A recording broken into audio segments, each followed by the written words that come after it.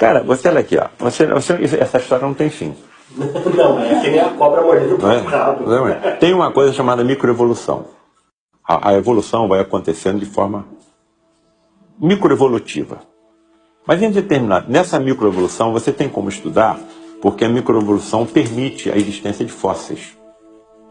Mas em determinados momentos da evolução das espécies, inclusive a nossa, ocorrem saltos chamados macroevolutivos, em que há uma aceleração das mutações genéticas. Tem uma paleontóloga, Anne d'Ambricourt Malassez, uma das maiores paleontólogas da atualidade. Ela foi diretora do Museu de História Natural de Paris. Ela resolveu estudar a evolução do osso da mandíbula, não é? Do maxilar inferior. É o único osso móvel do nosso crânio. Bom, para ela estudar a evolução fóssil do maxilar inferior, ela tinha que pegar os fósseis dos crânios dos hominídeos, dos pré-humanos, e girar de cabeça para baixo. Quando ela girou esses fósseis de cabeça para baixo, ela percebeu uma alteração que ela não estava procurando. Onde? No esfenoide, que é o osso com a forma de borboleta sobre o qual se assenta o nosso cérebro. É o mais complexo osso do organismo e o primeiro que se desenvolve na vida embrionária. Muito bem. Ela percebeu que o osso esfenoide, ao longo das eras, sofria inclinações. E quando essas inclinações aconteciam, havia um aumento da nossa calota craniana e da nossa massa encefálica, e nós nos tornávamos mais inteligentes. E também mais eretos, caminhando por duas pernas.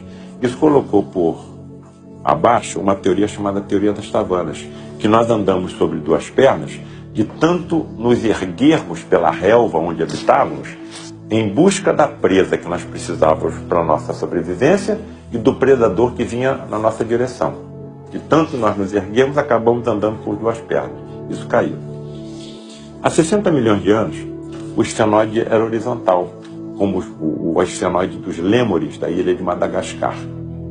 A primeira inclinação que Anne d'Ambricourt Malassez percebeu foi há 40 milhões de anos, e surgiram os símios. A segunda, 20 milhões de anos, e surgiram os grandes macacos.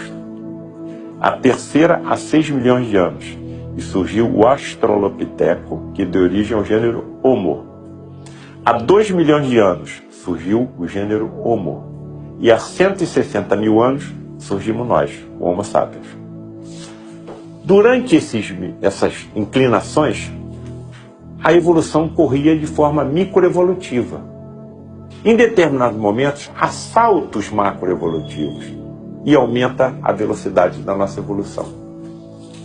Mas o mais importante que essa cientista descobriu foi que quando essas inclinações surgiam, elas aconteciam ao mesmo tempo em todas as partes do mundo onde estavam os pré-humanos. Na Ásia, na África, na Austrália, nas Oceanias, talvez nas Américas. Como é possível uma mutação acontecer ao mesmo tempo em indivíduos separados por distâncias continentais? Ou isso não é mutação?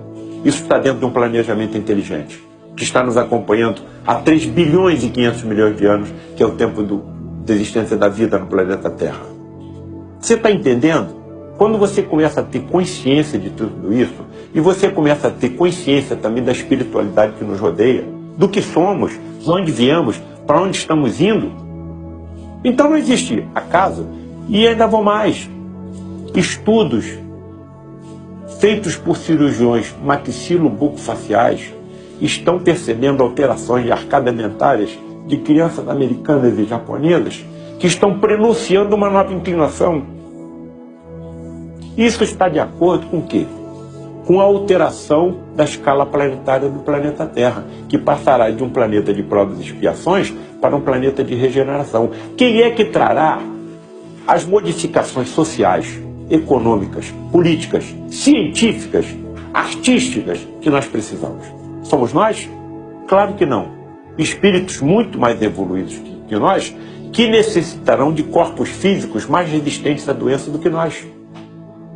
A própria ciência está dizendo que a nossa evolução não parou. O nosso ADN, para constituir um corpo igual ao nosso, só utiliza 2,5% do seu comprimento. Então, para que os outros 98,5%? A ciência está dizendo que, à medida que nós formos evoluindo, trechos maiores do ADN serão utilizados na confecção de corpos humanos mais perfeitos. Então, o homem do futuro será mais resistente às doenças alérgicas, às doenças infecto-contagiosas, a doenças como câncer, porque o seu sistema imunológico será aperfeiçoado. Isso está absolutamente de acordo com os ensinamentos que os nossos amigos do plano espiritual estão dizendo. Vai haver uma mudança, o planeta vai subir, e outros espíritos chegaram até aqui trazendo as modificações que vocês precisam. Uma das vertentes científicas, olha só que coisa curiosa, diz que a capacidade de inteligência nossa é proporcional ao número de neurônios que nós possuímos. Então, quanto maior o número de neurônios, maior vai ser o seu cérebro. Aí estaria de acordo com as inclinações. Não, não é isso. A qualidade do neurônio é que vai se modificar, e não a quantidade. O espírito mais inteligente que viu a Terra foi Jesus. A cabeça dele era maior que a nossa. Você está percebendo a importância da aproximação entre as religiões e as ciências?